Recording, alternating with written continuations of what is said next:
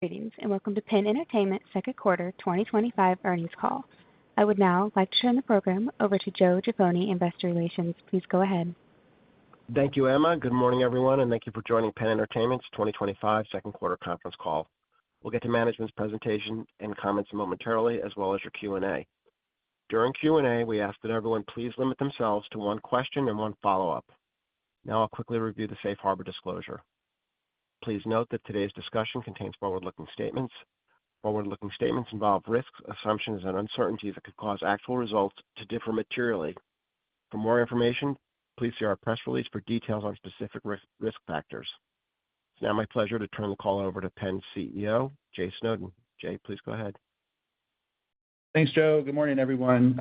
Joined here in Wyomissing with Felicia Hendricks, Todd George, Aaron LeBurge, as well as other members of our senior management team. As you can see from our earnings release and accompanying investor presentation, our diverse portfolio of retail properties delivered another solid quarter, particularly in those markets not impacted by new supply, where we saw revenue growth of 4% year-over-year.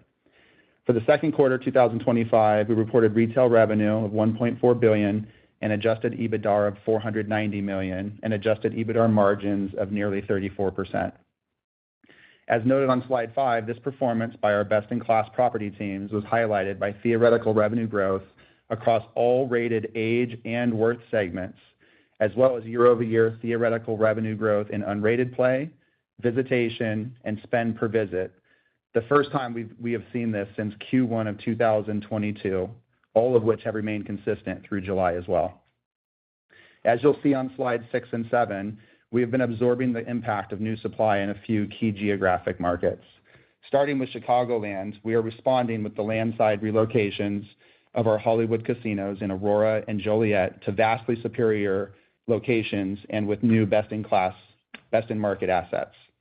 We're also planning to help mitigate the impact of new supply in Nebraska with the landside relocation of our Ameristar Casino Council Bluffs property in Iowa, which is currently scheduled to open at the end of 2027 or beginning of 2028. As we've discussed previously, our Margaritaville property is still the market leader, but it has been impacted by the recent new supply in Bossier City, Louisiana. This market has been in decline for 2 decades now, and the new incremental supply, not surprisingly, has mostly cannibalized the incumbent operators. Our focus remains on continuing to enhance the guest experience, in part through property improvements such as our recently renovated hotel rooms.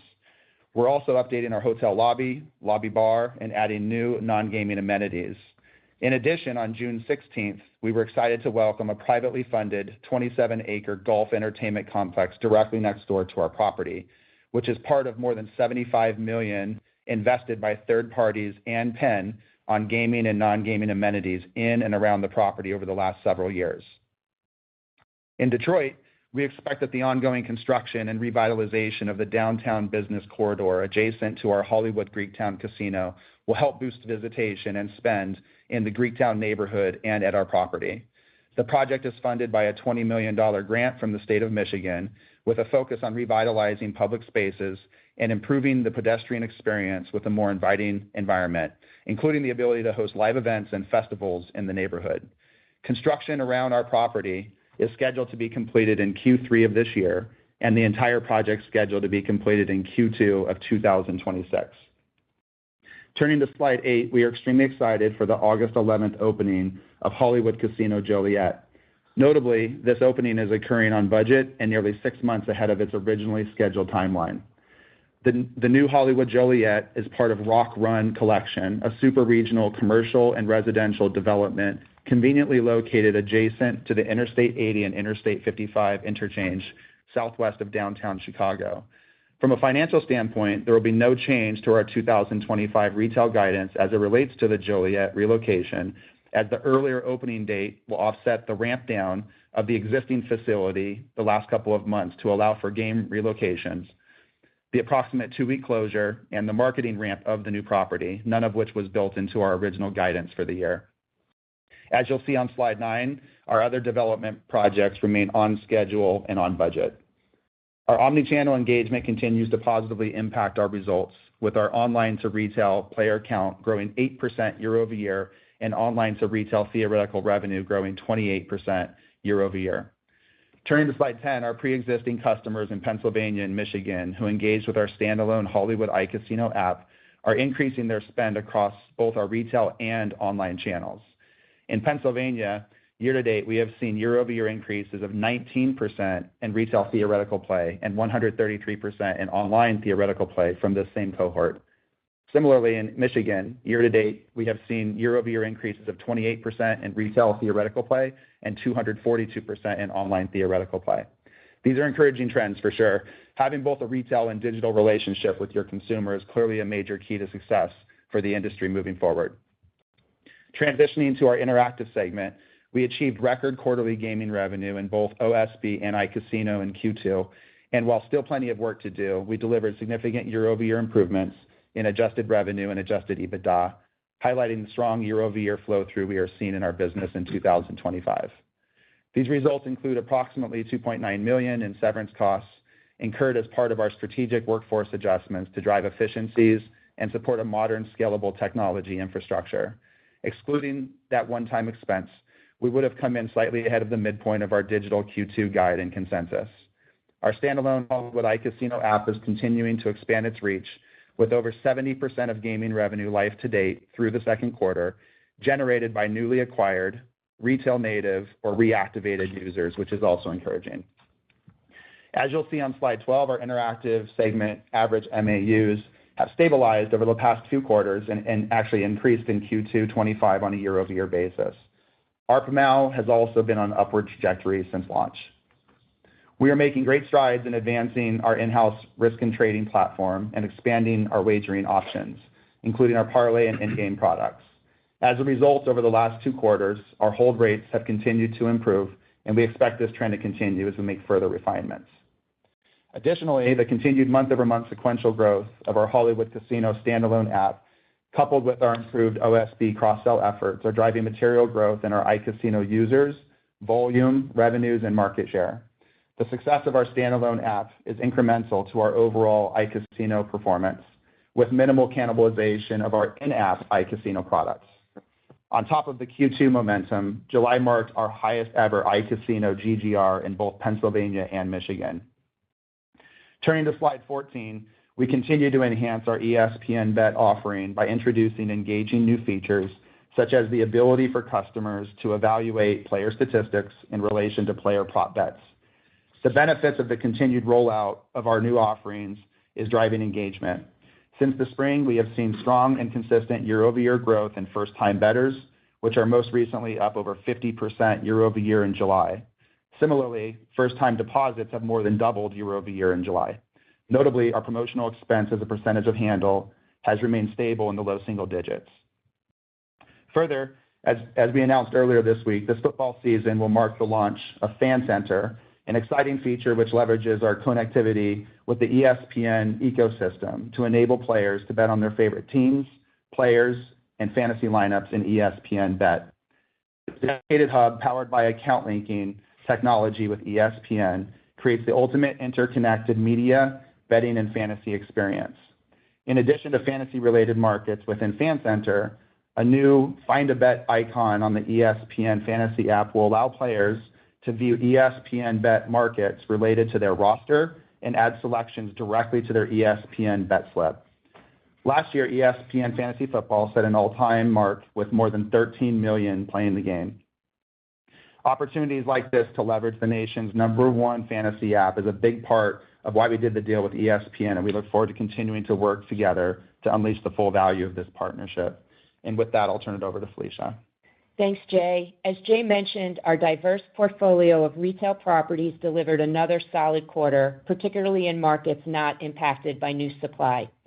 Our interactive segment generated 2Q adjusted revenues, excluding the skin tax gross-up, of $178 million, and interactive adjusted EBITDA of a loss of $62 million. Record quarterly gaming revenue for both OSB and iCasino was driven by higher hold and continued momentum on standalone iCasino. Corporate expense of $38.7 million included $9.4 million of legal and advisory costs in connection with our annual meeting of shareholders. The table on page 7 of our earnings release summarizes our cash expenditures in the quarter, including cash payments to our REIT landlords, cash taxes, cash interest on traditional debt, and total CapEx. Of our total $159 million CapEx in the quarter, $100 million was project CapEx related to our 4 development projects. We ended the second quarter with total liquidity of $1.2 billion, inclusive of $672 million in cash and cash equivalents. In the second quarter, we repurchased $90 million of shares at an average price of $15.47 per share, which takes us to $115 million of shares repurchased in the first half of the year at an average price of $15.90 per share. We expect to repurchase at least $350 million of shares in 2025, which implies share repurchases equivalent to 9% of our current market cap over the last 5 months of the year. Additionally, on June 20th, we repurchased roughly 70% of our convertible notes due 2026 for $233.5 million, which eliminated approximately 9.6 million potentially dilutive shares that were associated with the convertible notes. This transaction is incremental to our $350 million share repurchase target for the year. I will now provide an update on our guidance for the remainder of the year. Our 2025 retail guidance is unchanged from the ranges and drivers we provided in our earnings call in February. The new Joliet property opening is now included in our guidance, and Jay covered the financial puts and takes related to that project earlier. On Interactive, we continue to expect sequential quarter-over-quarter adjusted EBITDA improvement for both the third quarter and the fourth quarter, with the fourth quarter inflecting positive. We are updating our 2025 Interactive guidance to reflect $10 million of incremental costs related to the OSB launch in Missouri in December, which was not contemplated in our prior guidance, and the impact of legislative tax increases in Illinois, New Jersey, Louisiana, and Maryland. Our new guidance also better aligns with our current volumes and market share trends. Our average MAUs increased in the second quarter year-over-year, and we now forecast modest year-over-year growth in market share for the remainder of the year. We now forecast U.S. OSB handle market share, excluding New York, of 3.4% in the third quarter and 4% in the fourth quarter. For iCasino GGR share, we expect 3% in the third quarter and 3.2% in the fourth quarter. Somewhat offsetting these lower volume assumptions are an expectation for slightly higher sportsbook hold rates in the second quarter. We're modeling in the mid-9% range for the third and fourth quarter. We have been closing the gap with the market leaders from a hold rate perspective, given improvements in our risk and trading functions, as well as solid execution of our parlay, same-game parlay, and in-play offerings. Further, as a function of our strategic workforce adjustments, we anticipate run rate savings in G&A of approximately $20 million, or roughly $10 million in the second half. For the third quarter 2025, our Interactive revenue guidance range is $295 million to $335 million, including a $125 million skin tax gross up, and our adjusted EBITDA guidance range is a loss of $65 million to a loss of $45 million. Our 3Q Interactive adjusted EBITDA guidance represents a year-over-year improvement of roughly $36 million at the midpoint. For the fourth quarter of 2025, we expect Interactive adjusted EBITDA of approximately $5 million, assuming normal hold. Other segment adjusted EBITDA continues to be challenging to forecast this year due to the cost of ongoing litigation. However, with the bulk of our advisory and proxy-related expenses behind us, I can provide you with some metrics to help you with your modeling by running through the various moving parts. In February, we initially provided other segment adjusted EBITDA guidance, which includes corporate expense of $121 million. Before incremental legal and advisory costs related to this year's AGM, this forecast is unchanged. As we look to the remainder of the year, we may incur incremental legal expenses in the second half of the year, given the ongoing shareholder litigation. While we cannot project at this time the magnitude of the legal expenses we could incur in the second half of the year, we do expect that they will be significantly below the $17.1 million of legal and advisory costs we incurred in the first half. Transitioning to our retail growth projects, as of today, we've received the full $130 million in funding from GLPI for the $185 million Hollywood Joliet project at a cap rate of 7.75%. As you know, for the $360 million Aurora project, we have already committed to take $225 million of funding from GLPI at a cap rate of 7.75%, and we will draw from GLPI closer to the opening of Aurora. Regarding the M Resort Tower and Hollywood Columbus, we will provide funding updates as we get closer to those openings. Our CapEx forecast for 2025 remains $730 million, with project CapEx of $490 million. For 2025 net cash interest expense, we project $160 million. And for cash taxes, following the enactment of the Big Beautiful Bill, our 2025 cash tax outlook has shifted meaningfully, reflecting the impact of several one-time items and permanent changes. While our prior guidance projected a $70 million cash tax liability for 2025, we now do not expect to be a cash taxpayer this year, which benefits free cash flow before project CapEx by 40%. The acceleration of previously unamortized R&E expenses and the utilization of an interest expense carryover generated one-time benefits for this tax year. In addition, the 100% bonus depreciation represents a meaningful benefit given our recurring annual CapEx and our active growth project pipeline.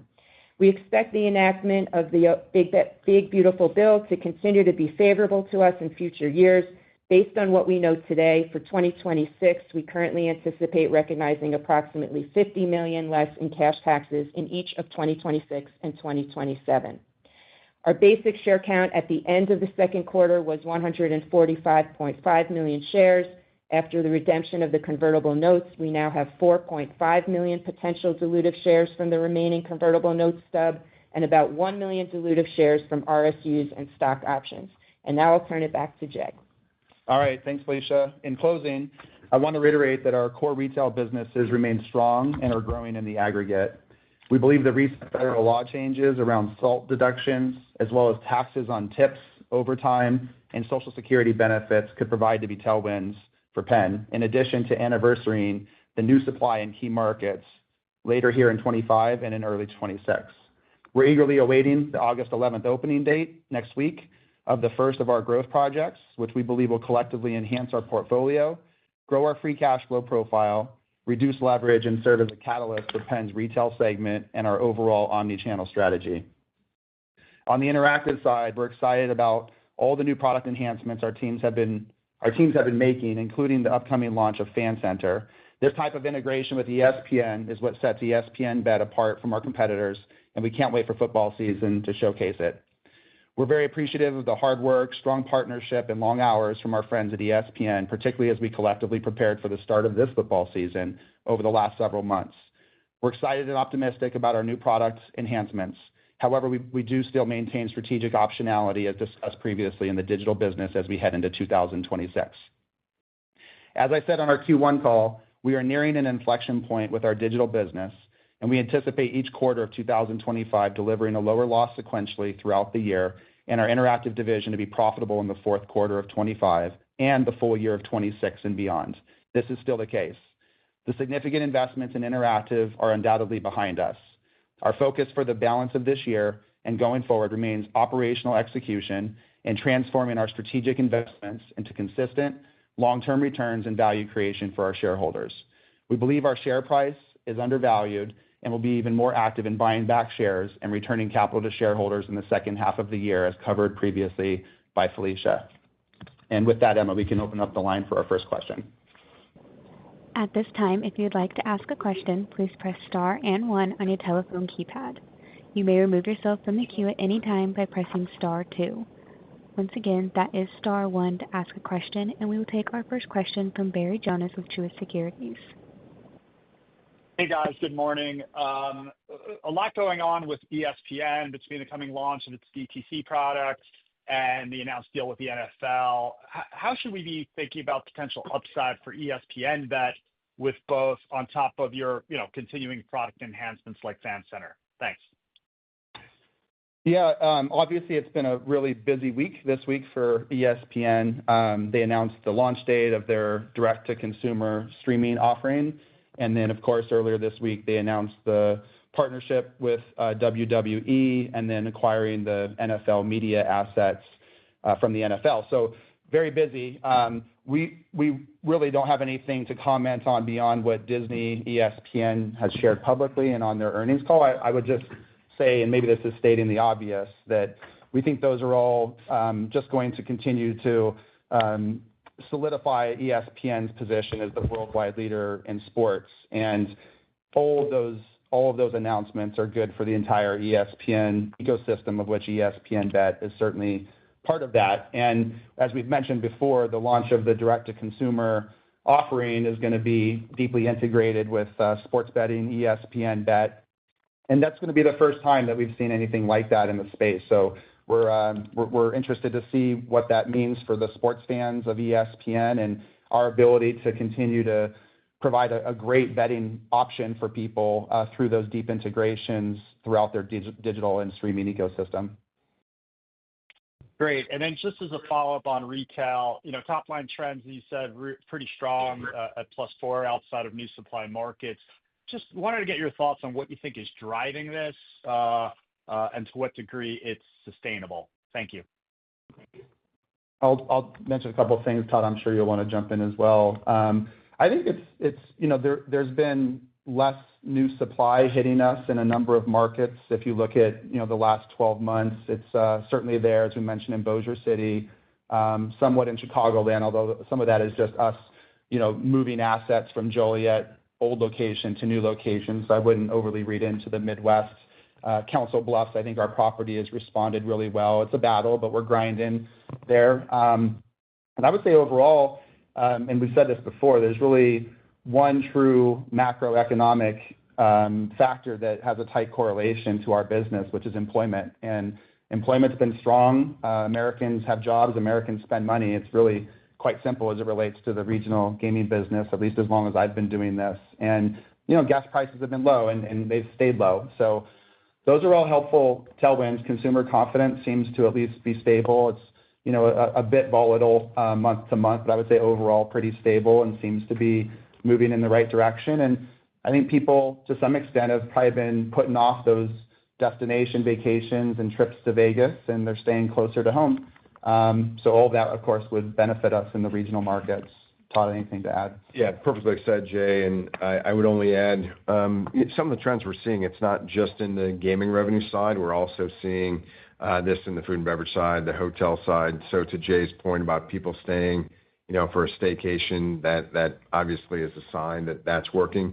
And then I think with some of our capital deployment around the company and the country, we're getting a return on that. So the improvements we've made to our property, whether it's keeping our gaming floors fresh or our non-gaming options fresh, really starting to see that pay off. So super excited about the opening of Joliet next week, and then on the heels of that, the next 3 growth projects, as well as the announcement we made with Shake Shack. So I think we continue to innovate and upgrade our offerings. It's interesting, too, just one last point. I think the entire retail operations team across the country has really done a great job this past quarter. When you think about, there was some elevated pockets of promo spend. I think that was well documented throughout the quarter in the space. GGR, looked higher, and how much of that was flowing through to NGR and to EBITDA. And I think our teams did a great job, just staying disciplined and making sure that we're investing in the right customers at the right levels and not getting thrown into any sort of marketing battles. Again, I think that'll die down quickly, but it was certainly a thing in the second quarter. Great. Thank you so much. Thanks, Barry. We'll take our next question from Brandt Montour with Barclays.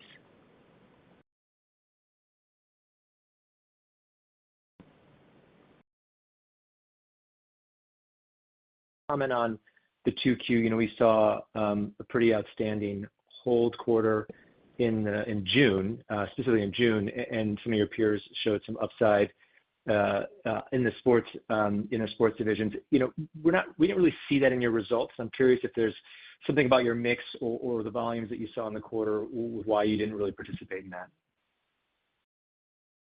Yeah, it was cutting out a little bit at the beginning, but I think I got the question there, Brant, on the second quarter and hold percentage for the space. We saw a nice hold result as well. Our hold percentage is continuing to really close the gap between where we've been and where the top tier of operators are.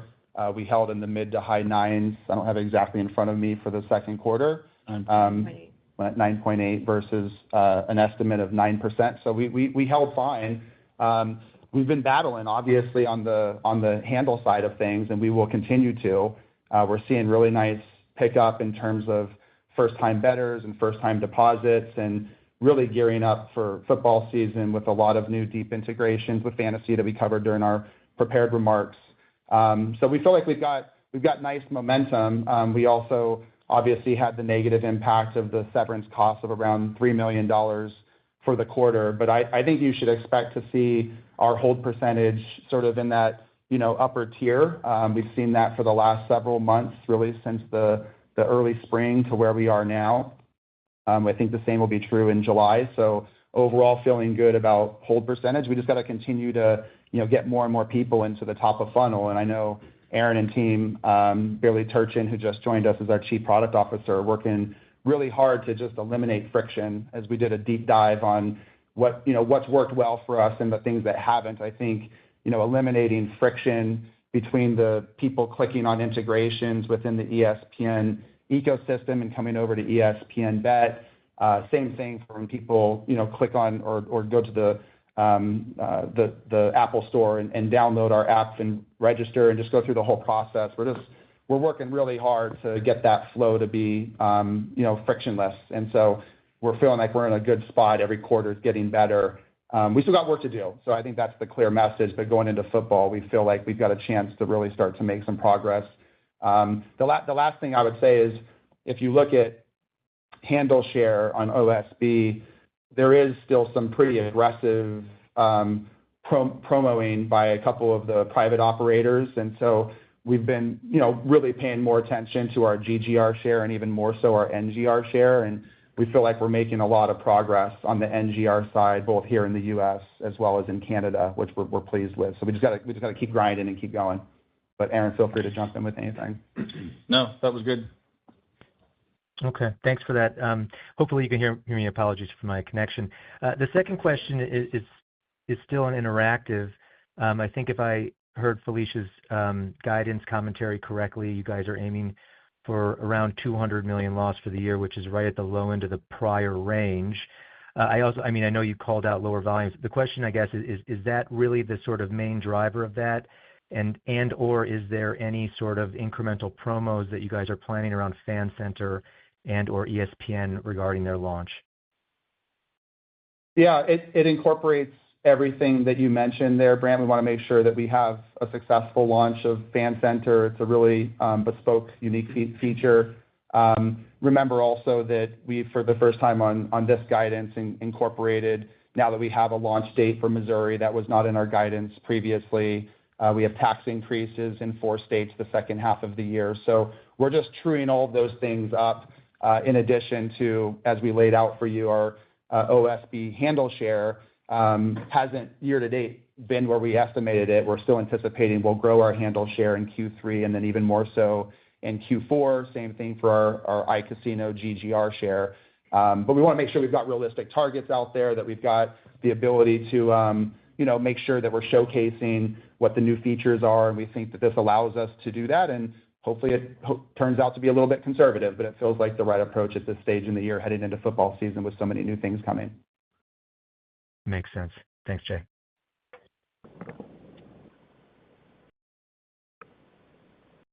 We'll take our next question from Shaun Kelley with Bank of America.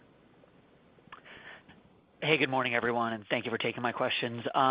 Jay or Felicia, just maybe we could zoom out on ESPN Bet for a second and just think about 2026. I think in general, the idea has been that we could get to profitable in that business for the full year. Is that target still on track? And is it incumbent upon further improvement, or especially on the core OSB side, or can we kind of do that on let's call it a combination of run rate, as you exit this year and, just continued market growth in that business?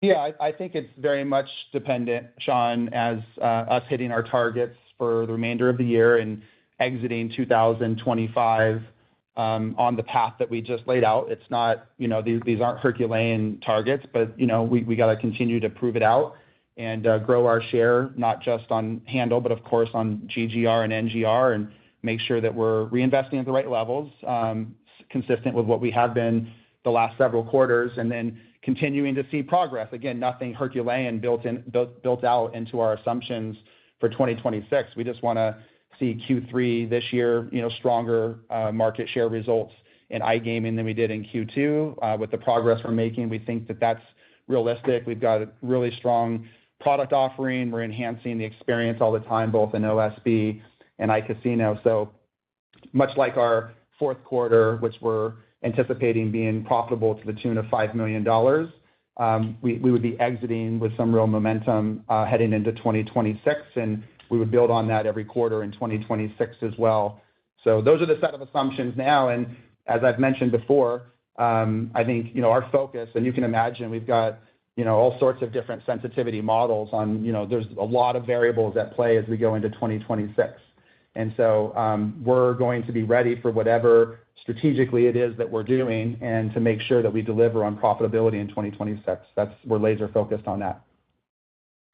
Perfect. Thank you. And then as my follow-up, I want to go back to the beginning, and I know you comment on this, but I think it just kind of fits strategically here, which is, about the sort of ESPN NFL deal, Jay. And just like, at its highest level, it would seem like the strategic importance of having sort of a betting option here as we think about sort of what DTC could mean, or a DTC launch could mean, would be pretty paramount strategically. So does this open up, your strategic options or dialogue with them? I mean, obviously there's a very large fixed cost here, but one thing that was unique about the way ESPN and NFL was structured was around equity, without, at least as our read is, an ongoing fee structure. So just trying to think out of the box a little bit, but, to the extent you could talk about it, would be helpful. Yeah, and Sean, it's a great question. I'd imagine that we're all going to have more information on exactly the details. That was what was announced, was not the definitive documents. I think it was more of where they are currently on the term sheet. So things, who knows, things might change a little bit. Again, I'm not in those discussions, but as time goes, I think we'll have certainly more to share.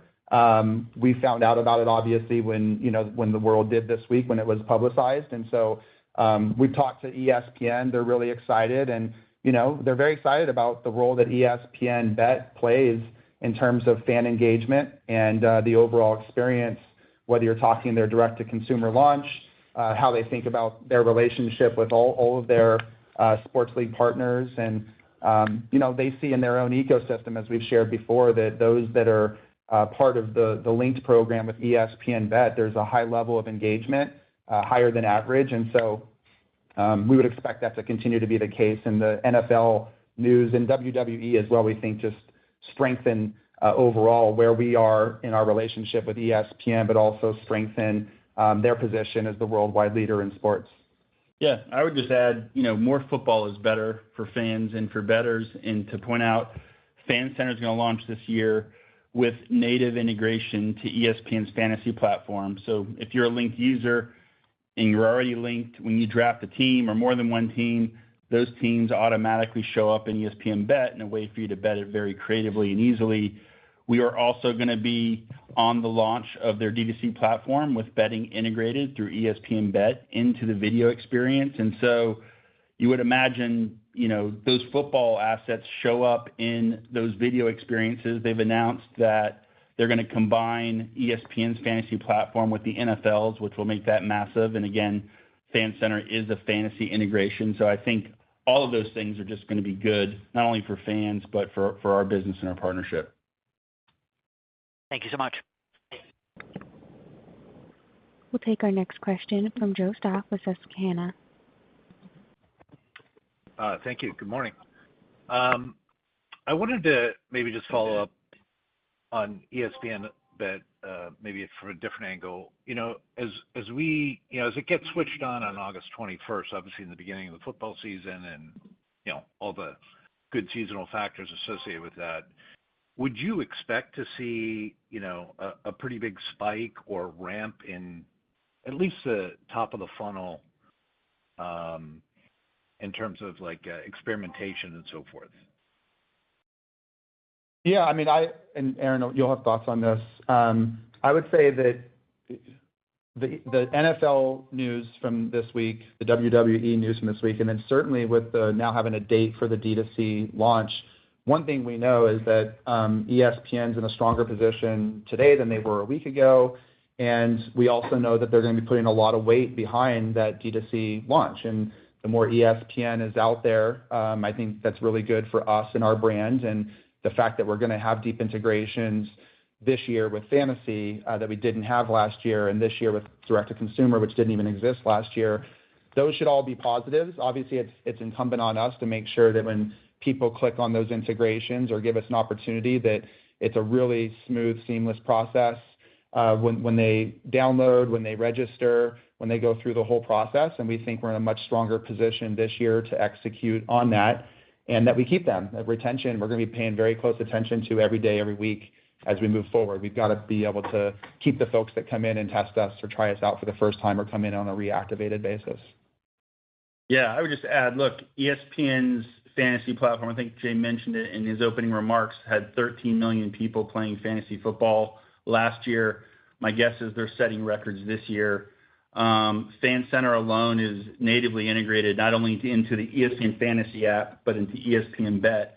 So there's a huge top-of-funnel audience that gets new exposure to what is going to be a really cool feature if you're a fantasy player that you're going to want to try. And so when you think about reactivation, when you think about retention, and when you think about new user acquisition, Fan Center is going to drive all of those. And then ESPN's launching a direct-to-consumer product, which we're integrated with. I won't speak to what level or what the product looks like because that product hasn't launched, but we also think that's going to be something that people see and want to experience and be part of because of the way it's implemented. It's very cool and very compelling, and that will also be a driver of interest, and we think that's ultimately going to be good for top of funnel. Understood. Thank you. And then if I could follow up on the retail side, the four markets, the competitive markets you referenced in the slide deck, Jay, I believe you sort of mentioned, hey, we kind of anniversary this, the impact of this fully maybe in the early part of 26, but just trying to think about maybe the new tailwinds that you get from your four new projects, that'll be placed in service later this year, starting in August. Wondering if you think, say the competitive headwinds from those four markets are offset, possibly from those four new projects. Could that occur earlier than 26, or just given the nature of those projects, a lot of them are hotel expansions, maybe it takes a little bit longer? Yeah, I mean, I would say we're going to know a lot soon. We're going to be opening Joliet, awesome property, been there several times, Todd and I, the last several weeks. Great location right off of I-80 and I-55, tremendous ingress, egress. You roll right into our property from the major roads there. So feel great about that. And the rest of our projects are on time and on budget, which we're very proud of. Our design and construction teams executed great despite a lot of tariff noise. The hotels, topped out at the right time. We weren't buying tons of steel until after the tariffs were in place, and so we were done with that before the tariffs were in place. So we feel really good about that. And I think the headwinds that we've been facing for the last I don't know, a lot of years, feels like it's been forever. Those start to slow down, and once you get past anniversarying the new opening in Bossier City, Louisiana, really everything from that point on that we can see is PENN.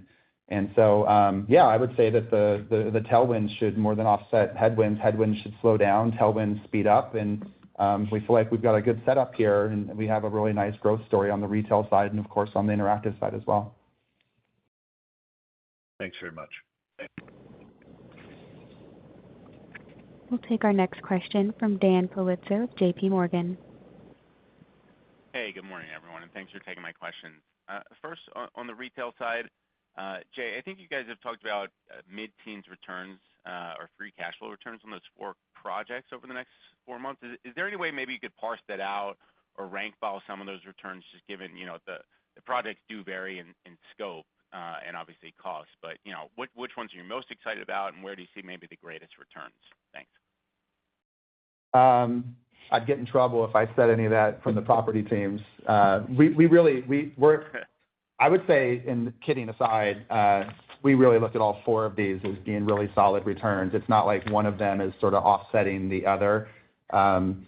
Look, this is the first time I can remember, certainly in the industry, where we're moving a location miles and miles closer, and you think about just the vehicular traffic, what passes by our current Joliet property is 10,000 vehicles a day, and that's going to be up 23 or 25-fold or something like that here on Monday. So we're very anxious and curious to see how that goes. Of course, we're going to have another one of those with a hotel in our Aurora market, which is also very exciting, right next to the Chicago Premium Outlet. When you're exiting the Chicago Premium Outlet, you're literally at a stoplight staring at our parking garage, and it turns green. You can go straight into our garage or turn left to get on the interstate. So we've got a really nice setup, and the hotels in Vegas and Columbus, we've needed those for a really long time, and for a variety of reasons. We didn't break ground until we did, but we think the return profile for those is also looking good. In the case of Las Vegas at the M Resort, over the years, we've had a lot of demand for group business. We take great care of people. We can provide them a lot of attention and personalization because of us being off-strip and a little smaller, but then they outgrow us and they leave. And so we've got a lot of groups that are coming back to the M after having left now that we're doubling the size of the hotel there. So I don't want to rank them, but we do feel good about all 4. Okay, fair enough. And then I suppose on interactive, obviously this is your second NFL kickoff with a fully, from the get-go, and now it seems like you have kind of more tools in your tool belt and certainly more experience there. I guess versus last year, what are you looking to do differently that maybe will improve your market position? Obviously, you have a better product, but from a strategic or promotional standpoint, are there any changes that you're thinking of making versus the prior go around? Thanks. Yeah, I mean, we're going to be paying very close attention to the KPIs that you would imagine we will be, which is what does the top of funnel demand look like? What is the flow through from people clicking on integrations and getting them to download and register the app, make a deposit and make a wager? We've eliminated a lot of friction. I can't stress that enough, that we think is going to have really positive results without us needing to go spend more in marketing. It's just making the folks that are interested in these integrations and interested in betting, making it a lot easier for them to get through and get to the point where they can do exactly what they intended to do. And, we had some sort of basic level fantasy integrations last year. This is, as Aaron described and I mentioned in the prepared remarks, this is a whole different level, and we're going to be doing things similar to the integrations on direct-to-consumer that haven't been done before. So the idea that you can be in the fantasy app, you set your roster, and then you've got personalized player prop parlays that are there for you based on your lineup, and you can basically decide what you want to do and bet on within fantasy. Move over to ESPN Bet and place your wager is very powerful. So I would say it's less about how much we're spending in promo and how much we're spending in marketing different. We're going to be, I think, disciplined as we have been. We'll make sure that the word gets out about Fan Center because it's a really cool new feature and it's differentiated. But it's more about our ability to execute at a different level and the experiences that we're offering and the integrations we're offering being at a different level than they were last year. Yeah, I mean, I would add also, we have much improved KYC we have real personalization this year that not only flows through the app, but flows into Fan Center. We do have better brand marketing. We have a truly differentiated feature that no other sportsbook has. Nobody else is a partner with ESPN Fantasy, the biggest fantasy platform in the U.S. that is integrated with our product, and it's going to be clear in our marketing messaging that this is a feature that if you're a fantasy player that you might want to try out. Where last year we were marketing the brand of ESPN Bet, but we didn't have something distinct enough to hook onto to make that compelling. We think that's going to matter. We've got improved CRM efforts. We can target cohorts now by fantasy players, by people that play with us actively, that people need to be reactivated. So we're much smarter in how we're targeting people in terms of that. So there's just a lot of improvement almost in every operational channel this year than last. So we're pretty excited about the start of the season. Got it. Thanks so much. We'll take our next question from Chad Beynon with Macquarie. Hi, good morning. Thanks for taking my question. Jay, during your prepared remarks at the beginning, you talked about some of the retail KPIs that have been the strongest in over 3 years. So I would have thought that the flow through in the second quarter would have been a little bit better. So land-based margins have been down first and second quarter. Felicia, you reiterated the retail guide for the year. So Todd or Jay, can you talk about why we didn't see better flow through in Q2? And then more importantly, as we look into the back half of the year for retail, could we start to see margins increase given all the supply kind of wears off and the unrated is working in your favor? Thank you. Yeah, I'll tackle the first part, and Todd, you certainly can tackle the second part in terms of go forward. I mean, as we look at the quarter, there's really two factors. One, the new supply is impacting us, Bossier City really impactfully, and so that hurts your overall margins. Whereas if you look at the portfolio outside of those markets being impacted by new supply, the flow through on the top line revenue was strong, but we're definitely feeling the pain in Bossier City more so than we are in the other new supply markets, and feeling some pain in all of those new supply markets. And then, as I mentioned earlier, we were battling some higher promos in the markets, many of our markets on the regional side. We stayed the course. We had to do obviously a little protecting on the VIP side, which you would always do, but we stayed the course. We stayed disciplined. I think margins came in for the quarter just shy of 34%, despite the higher promo in the competitive zones. So we feel good about our execution. I think that higher sort of elevated promos in the market, I'd imagine that will die down. It doesn't usually deliver good returns in these really mature markets. And so overall, we feel like the flow through for the quarter with those factors, if you remove those factors, was very strong. But those were factors in the second quarter. Yeah, I would only add, Jay, and Jay and I have talked about this a lot. We did have some table game hold percentage challenges at some of our bigger properties in the quarter. Known players, VIP players, but that always comes back. And then to your point about going forward, listen, Q4 traditionally year in, year out is always one of the lower margins. You're bumping up against a lot of holiday competition, but that's baked into our guidance. And then when you look at the ramp of Joliet, that's in there. So we'll look for a good trajectory there. But we feel very comfortable that we've identified the issues. Jay spoke to them. But we're already starting to see kind of a more rational reinvestment and promotional environment across the board. We think that'll continue. And then having the tailwinds behind us, the properties that we're opening, the 2 new properties in Illinois, as well as the hotel towers, our properties were built, especially for the expansion, to have these. So all the infrastructure is in place, the restaurants are in place, the gaming positions are in place. So these become very margin accretive. And then with the new properties moving from a 3-story traditional riverboat to a 1-story land-based casino, you just build in such efficiencies. So we feel good about the starting Monday, really. So starting Monday and then forward into the first half of next year, some really good tailwinds behind us.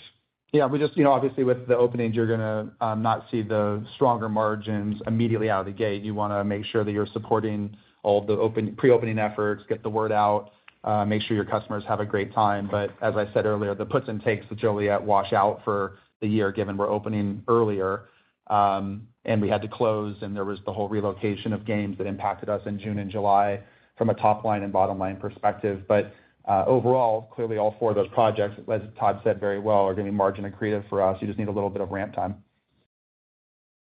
Okay, great. Thank you. And then on the growth in MAUs in the omni-channel journey, how do predictive markets kind of fit into this strategy? Is that something that you could explore, or is that something that you are against and you're looking for that to be shut down, which could potentially help market share? Thank you. Yeah, not a lot new to say on predictive. We're monitoring. There's a lot going on there, as you know, in terms of how state gaming regulators feel about predictive markets versus what the predictive market space is doing and expanding. So I wouldn't expect us to be a first mover, but if it's something that does end up getting sort of embraced and legalized and regulated, of course, it's something that we would stay very close to and take a look at. But I wouldn't expect us to be a first mover there. We want to see how this plays out. There's a lot going on right now in the courts as well as with the regulators across the country. Thanks, Jay. Appreciate it. Take our next question from Jordan Bender with Citizens. Hey everyone, good morning. In your slides, you pointed out that there was a record cross-sell rate into the standalone app in June, which is good to see there. Are you able to talk about either the reactivation strategy of the existing players as well as kind of what's working to get new players into cross-sold into that standalone app? Thank you. I think probably the number one factor is the fact that we have a casino-first brand on that app, and it's really targeting slot players even more so than table game players. So the Hollywood Casino within ESPN Bet, a little bit more table game focus, Hollywood standalone, a little bit more of a slot focus. We're seeing that in our slot mix, which is, I believe, highest in the industry in the states where it's tracked.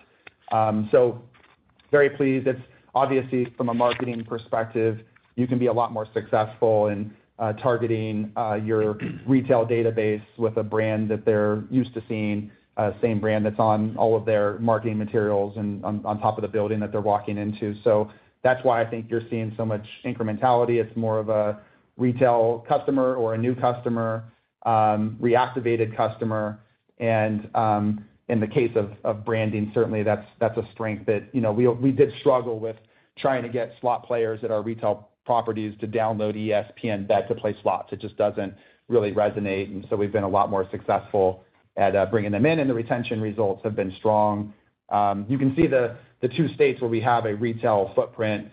We've seen really strong market share growth, less so in a state like New Jersey where we don't. We did launch in New Jersey, but we've got work to do there because it's a more mature market and we don't have a retail footprint. So Pennsylvania and Michigan are certainly leading the efforts for us in terms of picking up market share in a relatively short period of time. Yeah, I would only add a few years back, we actually rebranded Greektown to Hollywood at Greektown to help with that conversion. And I think to all of Jay's points, the standalone casino app customer looks a lot like our retail slot player. And so we're seeing great migration and cross-play between the two. But also, the cross-sell between Sportsbook and iCasino has been very, very healthy. And so all the things we talked about that are going to drive new users top of funnel into ESPN Bet is also going to be very, very good for our casino business as well. Great, thank you. And then just a quick follow-up. Could or would the timing of Alberta in 26 impact your 26 profitability target? It would not. When I say profitable in 26, we know that Alberta is going to launch at some point in, we think, early 26 from what we've been told. So that's built into our assumptions. We're targeting right now Q1, which is the best information we have. Great, thank you. take our next question from Ben Chaiken with Mizuho. Hey, thanks. Maybe just stepping back, maybe you could further flesh out the opportunities you see to grow share in iGaming over time. Just what is the lowest hanging, maybe the largest opportunity? And then unrelated on Felicia's commentary, on 2026, did you say it'd be $50 million less cash taxes in 26 and 27, or were you saying the cash taxes were $50 million? Thanks.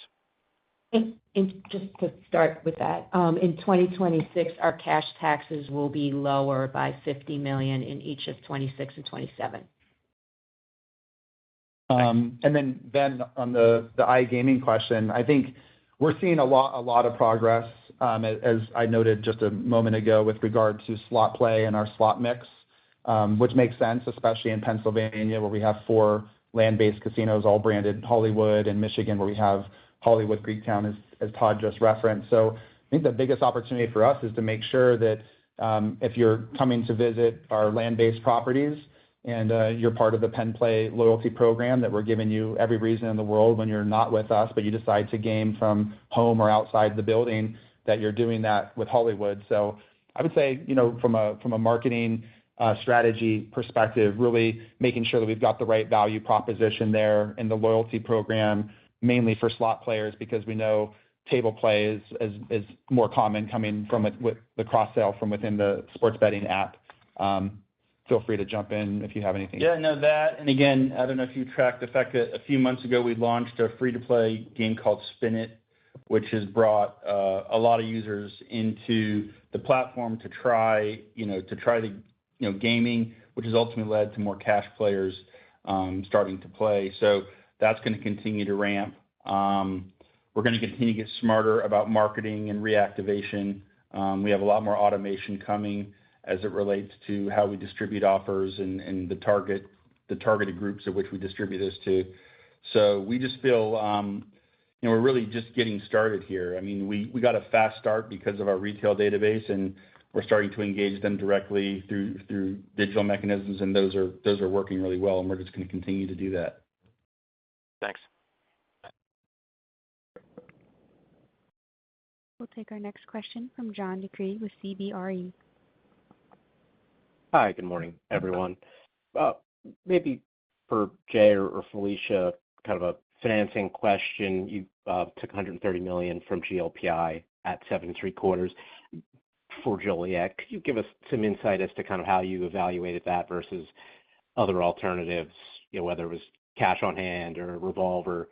And then I know you said in your prepared remarks you'll kind of update us as you get closer to Columbus and M and how you'd fund those. But if you could kind of give us some insight as to guideposts and how you're evaluating that in the context of share repurchases and so on and so forth. Yeah, thanks, John. And, implicit to your question is, we do balance all of those things when we make these decisions. You'll see, when we file our 10-Q after the close today, we have drawn on our revolver versus the first quarter, mainly covering our share repurchases, but also the repurchase of our convertible notes. So our options for Joliet and our decision was, again, to further draw on the revolver, like you said, cash on hand, or, go into the, open markets, or to use GLPI's balance sheet. And for us, using GLPI's balance sheet was really the best and, most prudent option that we, considered at this point in time. We also, like I mentioned before, for M and Columbus, we also have the optionality around how to finance those projects, and we'll approach that, each one of those as we get closer. And then for Aurora, as you know, we're committed to GLPI. Thanks, Felicia. That's helpful. Maybe one more kind of in a similar capacity. We've gotten a couple questions about Penn and your market access fees. Boyd had a unique transaction with FanDuel, and as part of that monetized some market access fees. Is that a consideration or discussions? I know that was a unique situation, but in terms of a kind of a unique asset that you have, is that something that would be a possibility? Nothing to share on that right now, John. We have skin agreements that all are in that 10 to 20-year time frame from when they were signed, and so we feel like we're in a good spot right now. If there's something that we could do to monetize and it made sense strategically, and both parties wanted to engage on that, of course we would entertain and consider that. But nothing to share on that front right now. Great. Thanks, Jay. I appreciate that. Okay. One more question, Emma. We'll take our final question from Jeff Daniel with Stifel. Hey, good morning, everyone. Thanks for squeezing us in. Two questions from us. One sort of high level strategic, and then one a bit more technical. Maybe starting off with the more strategic question. Recognize it's only been a few months, but Jay, I'd love to just get any initial thoughts on some of the governance changes and in particular, maybe some of the insights that Johnny has been able to bring to the table to help inform interactive strategy at what is, clearly a sort of pivotal inflection point right now. And if there are any sort of specific examples you can share to add some color, that would be appreciated as well. Thanks. So Jeff, you're referencing the two new board members, Carlos Ruiz Sanchez and Johnny Hartnett.